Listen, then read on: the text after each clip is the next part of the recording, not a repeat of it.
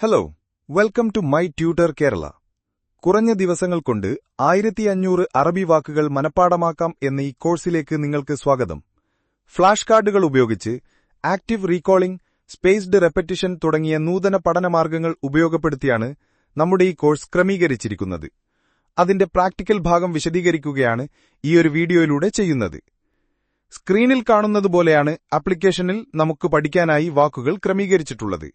ഒരു സമയം ഒരു വാക്ക് മാത്രമാണ് നമുക്ക് മുന്നിൽ ഫ്ലാഷായി വരികയുള്ളൂ. സ്ക്രീനിൽ കാണുന്ന അഹ്യാനൻ എന്ന വാക്കിന്റെ മലയാളമർത്ഥമാണ് നമുക്കിപ്പോൾ പഠിക്കാനുള്ളത്. ഈ വാക്കിന്റെ ഉച്ചാരണവും അതിന്റെ അർത്ഥവും നമുക്കറിയുമോ എന്ന് സ്വയം പരിശോധിക്കുക. അതിനുശേഷം താഴെ നൽകിയിട്ടുള്ള ഷോർ ആൻസർ എന്ന ബട്ടൺ അമർത്തുക.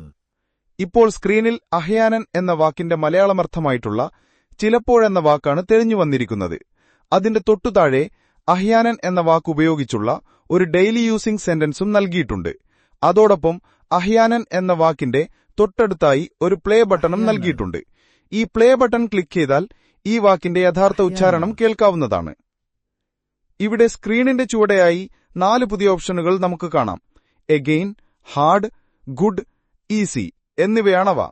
ഇതിൽ എഗെയിൻ എന്ന ബട്ടൺ നാം അമർത്തിയാൽ അഹ്യാനൻ എന്ന ഈ വാക്ക് 1 മിനിറ്റിനുള്ളിൽ തന്നെ വീണ്ടും റിവിഷനായി വരുന്നതായിരിക്കും. അതുപോലെ ഹാർഡാണ് നാം ക്ലിക്ക് ചെയ്യുന്നതെങ്കിൽ ഈ പദം 6 മിനിറ്റിനുള്ളിൽ വീണ്ടും റിവിഷനായി വരും.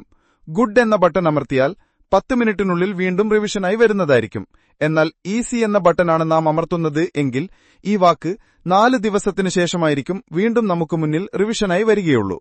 ഇനി എപ്പോഴാണ് ഈ 4 ഓപ്ഷനുകൾ തിരഞ്ഞെടുക്കണമെന്ന് നോക്കാം. അഹ്യാനൻ എന്ന ഈ പദത്തിന്റെ അർത്ഥം എനിക്കൊട്ടും തന്നെ അറിയില്ല എന്നുണ്ടെങ്കിൽ ഞാൻ തിരഞ്ഞെടുക്കേണ്ടത് എഗെയിൻ എന്ന ഈ ബട്ടനാണ്. ഈ രീതിയിൽ എഗെയിൻ എന്ന ബട്ടൺ അമർത്തിയാൽ 1 മിനിറ്റിനുള്ളിൽ തന്നെ ഈ വാക്ക് വീണ്ടും എനിക്ക് മുന്നിൽ റിവിഷനായി വരും. എന്നാൽ ഈ പദത്തിന്റെ അർത്ഥം ഞാൻ ബുദ്ധിമുട്ടിയിട്ടാണ് കണ്ടെത്തിയതെങ്കിൽ ഞാൻ അമർത്തേണ്ടത് ഹാർഡ് എന്ന ഈ ബട്ടനാണ്. ഈ ബട്ടൺ അമർത്തിയാൽ അഹ്യാനൻ എന്ന പദം 6 മിനിറ്റിനുള്ളിൽ തന്നെ വീണ്ടും റിവിഷനായി വരും. എന്നാൽ അഹ്യാനൻ എന്ന ഈ പദം എനിക്കറിയാമെങ്കിൽ ഞാൻ അമർത്തേണ്ടത് ഗുഡ് എന്ന ഈ ഓപ്ഷനാണ്. ഈ ഓപ്ഷൻ ക്ലിക്ക് ചെയ്താൽ 10 മിനിറ്റിനുള്ളിൽ തന്നെ ഈ വാക്ക് വീണ്ടും എന്റെ മുന്നിൽ റിവിഷനായി വരുന്നതായിരിക്കും. എന്നാൽ ഈ വാക്ക് എനിക്ക് നല്ല രീതിയിൽ മനഃപ്പാടമാണെങ്കിൽ ഞാൻ അമർത്തേണ്ടത് ഈസി എന്ന ഈ ഓപ്ഷനാണ്. ഈ ഓപ്ഷൻ അമർത്തിയാൽ 4 ദിവസം കഴിഞ്ഞാണ് ഈ വാക്ക് വീണ്ടും എന്റെ മുന്നിൽ റിവിഷനായി വരികയുള്ളൂ.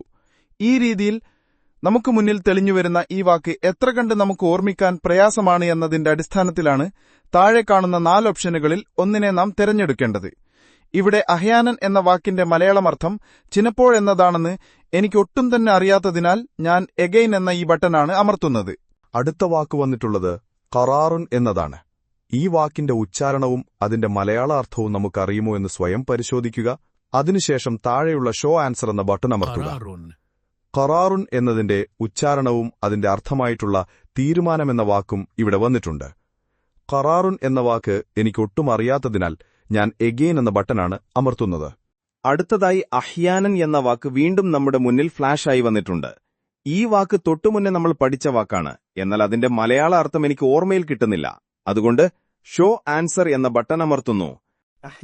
അഹ്യാനൻ എന്നതിന്റെ അർത്ഥം ചിലപ്പോൾ എന്നതാണെന്ന് എനിക്ക് ഇനിയും അറിയാത്തതിനാൽ ഞാൻ എഗെയിൻ എന്ന ബട്ടണാണ് വീണ്ടും അമർത്തുന്നത്. അടുത്ത പദം ഫ്ലാഷായി വന്നിട്ടുള്ളത് ഖറാറുൻ എന്നതാണ്. ഈ വാക്ക് നേരത്തെ നമ്മൾ പഠിച്ചിരുന്നു, എങ്കിലും എനിക്ക് ഓർമ്മയിൽ കിട്ടുന്നില്ല. അതുകൊണ്ട് തന്നെ ഞാൻ ഷോ ആൻസർ അമർത്തുന്നു. ഖറാറുൻ എന്നതിന്റെ മലയാളാർത്ഥം തീരുമാനം എന്നതാണ്. ഈ വാക്ക് എനിക്ക് ഓർമ്മയിൽ കിട്ടാത്തതിനാൽ എഗെയിൻ ആണ് ഞാൻ വീണ്ടും അമർത്തുന്നത്. അഹ്യാനൻ എന്നതാണ് അടുത്ത പദമായി വന്നിട്ടുള്ളത്. ഇത് 2ാം തവണയാണ് ഈ പദം നമുക്ക് മുന്നിൽ ഫ്ലാഷായി വരുന്നത്. അഹ്യാനൻ എന്നതിന്റെ മലയാള അർത്ഥം ചിലപ്പോൾ എന്നതാണെന്ന് തൊട്ടുമുന്നേ പഠിച്ചിട്ടുണ്ട്. ഇത് ശരിയാണോ എന്ന് നോക്കാൻ ഷോ ആൻസർ എന്നത് സെലക്ട് ചെയ്യുന്നു. അഹ്യാനൻ എന്നതിന്റെ അർത്ഥം ചിലപ്പോൾ എന്നത് തന്നെയാണ്. അതുകൊണ്ട് ഗുഡ് എന്ന ഈ ഓപ്ഷനാണ് ഞാൻ സെലക്ട് ചെയ്യുന്നത്. അടുത്ത പദം വന്നിട്ടുള്ളത് തജ്രിബത്തുൻ എന്നതാണ്. ഈ വാക്കിന്റെ മലയാളമർത്ഥം എനിക്കറിയില്ല. അതുകൊണ്ട് ഷോ ആൻസർ അമർത്തുന്നു. തജ്രിബത്തുൻ എന്നതിന്റെ അർത്ഥം പരിചയം എന്നതാണ്. അറിയാത്ത വാക്കായതുകൊണ്ട് എഗെയിൻ എന്ന ബട്ടണാണ് അമർത്തുന്നത്.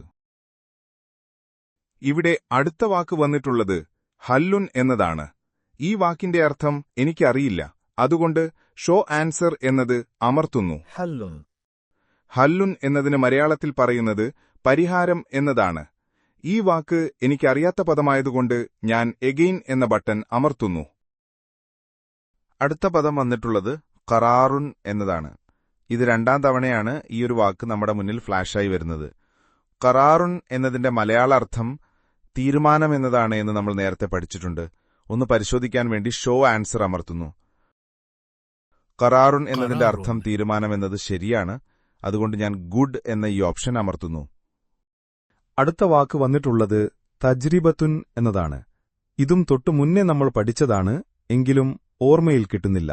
അതുകൊണ്ട് ഷോ ആൻസർ എന്ന് അമർത്തുന്നു. തജ്രിബത്തുൻ എന്നതിന്റെ മലയാള അർത്ഥം പരിചയം എന്നതാണ്. എനിക്കറിയാത്ത വാക്കായതുകൊണ്ട് എഗെയിൻ എന്ന ബട്ടനാണ് അമർത്തുന്നത്. അടുത്ത വാക്ക് വന്നിട്ടുള്ളത് ഹല്ലുൻ എന്നതാണ്. ഈ വാക്ക് തൊട്ടുമുന്നേ നാം പഠിച്ചിട്ടുള്ളതാണ്. പരിഹാരം എന്നതാണ് ഇതിന്റെ മലയാളം അർത്ഥം. ശരിയാണോ എന്നറിയുന്നതിനു വേണ്ടി ഷോ ആൻസർ എന്നത് അമർത്തുന്നു. ഹല്ലുൻ എന്നതിന് മലയാളത്തിൽ പറയുന്നത് പരിഹാരം എന്നതാണ്. ഇത് ശരിയായതുകൊണ്ട് ഞാൻ ഗുഡ് എന്ന ബട്ടൺ അമർത്തുന്നു. ഈ രീതിയിലാണ് നമ്മുടെ ഫ്ലാഷ് കാർഡ് കോഴ്സ് ക്രമീകരിച്ചിരിക്കുന്നത്. നമുക്ക് പ്രയാസമുള്ള വാക്കുകൾ വളരെ കുറഞ്ഞ സമയത്തിനുള്ളിൽ നിരവധി തവണ നമുക്ക് മുന്നിൽ റിവിഷനായി വരുന്നതിലൂടെ ഈസിയായി മനഃപ്പാടമാക്കുന്ന ഒരു മെത്തേഡാണ് ഇത്.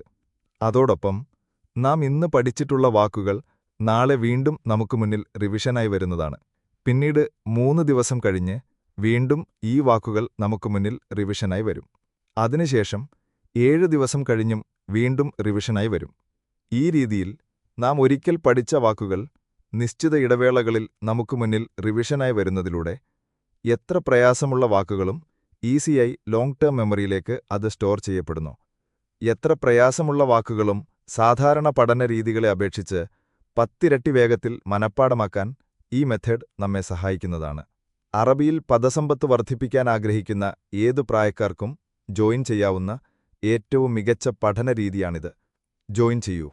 അറബിയെ കൈപ്പിടിയിലൊടുക്കൂ. All the best.